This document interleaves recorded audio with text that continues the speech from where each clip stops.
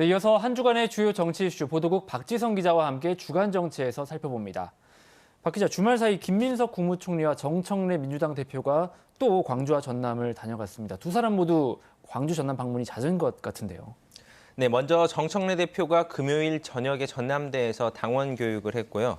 다음 날이죠. 토요일에는 김민석 총리가 전남도청에서 국정설명회를 했습니다. 정청래 대표는 지난 10일 광주 현장 최고위원회에 이어서 2주 연속 광주 방문이고요. 김 총리는 지난달 26일과 지난 4일 광주에 왔었고 한 달 사이 이번까지 세 번째 광주 전남을 찾는 겁니다. 광주 전남을 이렇게 자주 찾는 것이 내년에 있을 다음 당대표 선거를 위한 어떤 정치적인 행보다 이런 평가가 나오고 있는데 그렇게 보는 게 맞을까요? 네, 그렇게 봐도 무리가 없을 것 같습니다. 김 총리는 국정 설명, 정 대표는 당원 교육이 명분이었는데요. 앞선 행사들은 물론이고 이번 주말 방문에도 행사 자체에서 큰 내용은 없었습니다. 본 행사보다 눈에 띄었던 게 두 사람 모두 당원과 지역민들과 이렇게 사진을 찍는 데 굉장히 많은 시간을 할애했다는 건데요. 당권 경쟁의 첫 단추인 호남 민심을 껴안아야 하는 두 사람의 상황을 보여주는 상징적인 장면으로 평가할 수 있을 것 같습니다. 이렇게 내년 당대표 선거 경쟁도 벌써부터 치열한데 당장 최고위원 보궐선거가 이제 시작됐지 않습니까? 이 보궐선거에서도 호남 민심을 잡으려는 경쟁이 치열하죠. 네, 오늘 또 이건태 최고위원 후보가 광주를 다녀갔습니다. 이 후보는 경기 부천 지역구의 국회의원이긴 하지만 영암 출생의 광주에서 중학교와 고등학교를 나왔거든요. 고향을 대변하는 선출직 최고위원이 되겠다, 이렇게 강조했습니다. 또 이성윤 후보와 강득구 후보도 앞서서 다녀갔는데요. 모두 광주 정신과 광주 전남의 중요성을 강조하면서 지지를 호소했습니다. 이번 최고위원 보궐선거가 친명 대 친청 경쟁이다, 이런 얘기가 나오고 있지 않습니까? 어떤 구도인가요? 네, 최고위원 3명을 뽑는 보궐선거에 5명의 후보가 나섰습니다.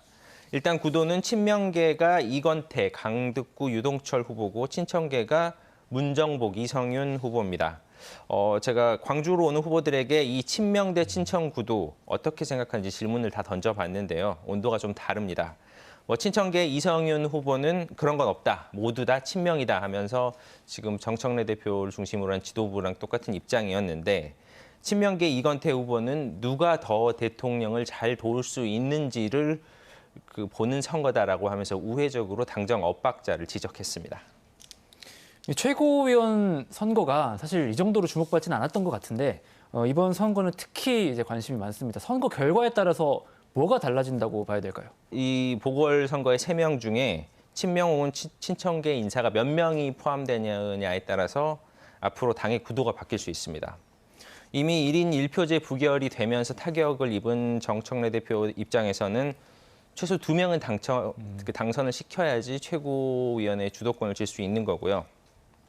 반면 3명 모두 친명계에게 내준다면 제대로 힘을 쓰지 못하는 식물 대표가 될 가능성도 있습니다. 이번 선거는 권리당원 50에 중앙위원 50% 구조인데요. 유권자 1명이 2명을 선택합니다. 정 대표는 당원 지지에서는 앞서지만 조직력이 반영되는 중앙위원 투표에서는 열세라는 평가인데요. 친청계 후보가 2명만 나선 것도 이 표의 분산을 막기 위한 전략일 수 있습니다. 향후 민주당의 흐름을 결정할 수 있을 만큼 결과를 잘 지켜봐야 될 상황으로 보이고요. 지방선거도 좀 살펴보겠습니다. 민주당 광주시당이 시의원 선거구 4곳을 여성특구로 지정하기로 하면서 주말 사이에 논란이 있었는데 어떤 상황입니까? 네, 광주시당이 운영위원회를 열어서 광주시의원 남구 2선거구, 서구 3선거구, 북구 3선거구, 광산 5선거구를 여성특구로 지정하기로 했습니다. 최고위가 의결해야지 확정이 되는 절차인데요. 해당 선거구 출마를 준비해온 남성 후보들이 강하게 반발하고 있습니다.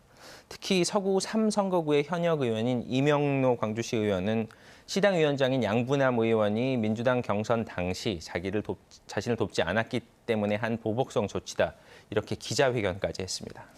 여성특구나 청년특구는 지난 지방선거에서도 논란이 있었던 걸로 기억을 합니다. 뭐가 문제인가요? 이게 논란이 되는 게 이제 한 지방선거가 5달 정도밖에 남지 않았는데 이렇게 임박해서 발표가 되면 선거를 준비해온 남성 후보들은 선택권 자체가 없어지게 됩니다. 이게 민주당 공천만 받으면 당선된다는 광주에서만 시행되는 이례적인 제도이기도 한데요. 지난 지방선거에서도 광주는 청년과 여성 몫의 특구를 각각 4개씩 지정해서 8명이 혜택을 받았습니다.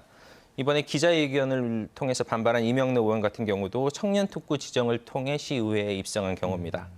정치적인 약자에게 기회를 준다는 측면에서 나쁜 제도는 아닌데요. 지역위원장이 특정인을 염두에 두고 시행하는 낙하산 공천이 이런 특구 지정을 통해서 되는 경우도 많아서 앞으로 진행 상황 좀 지켜봐야 될 것 같습니다. 알겠습니다. 마지막으로 오늘 상부 도로 개방 행사를 한 광주 도시철도 2호선 이야기를 좀 해보겠습니다. 광주시가 시민과의 약속을 지켰다면서 오늘 대대적으로 행사를 했죠. 2호선 1단계 상부도로가 연내 개방이 된 거 다행이긴 합니다. 다만 약속을 지켰다 이렇게 말하기는 좀 애매한 부분이 있습니다. 강기정 시장은 당초 지난해 8월에 지난해 말까지 도로를 개방하겠다고 약속을 했었는데요. 그런데 지난해 연말에 올해 6월로 좀 늦춰진다 하고 한 차례 또 연기를 했습니다. 그리고 나서 또 오늘로 개방 시기를 연기했던 건데요. 사실상 처음보다 1년 정도 개방이 늦어지게 된 겁니다. 사실 이 과정에서 시장직을 걸겠다라는 말까지 해서 논란이 있었죠. 좀 상황을 짚어주신다면요. 네, 지난 7월 22일이죠. 택시요금 현실화 공청회에서 12월 22일까지 2호선 도로 포장 완료가 안 되면 시장직을 내려놓겠다고 선언했습니다. 시민들의 민원과 비판이 계속되면서 일종의 정치적 승부수를 건 건데요. 다만 대부분의 시민들이 이게 날짜를 박아서 시장직을 걸 일일까 하는 의문을 표하기도 했습니다. 공직자들과 공사 관계자들은 하루하루가 피가 마른다고 할 정도로 어려움을 호소하기도 했는데요. 오늘 현장을 살펴보니 도로가 울퉁불퉁한 곳이나 중앙분리대가 임시로 설치된 곳이 있었고요. 또 원래 개방 구간에서 제외되긴 했지만 금호지구나 백운광장을 지나는 분들은 이게 실효성이 있는 개방인가라는 의문도 있을 것 같습니다. 우여곡절 끝에 도로 개방을 했지만 정치인이기에 앞서 광역단체장의 말의 영향과 무게 잘 고민해봐야 될 것 같습니다.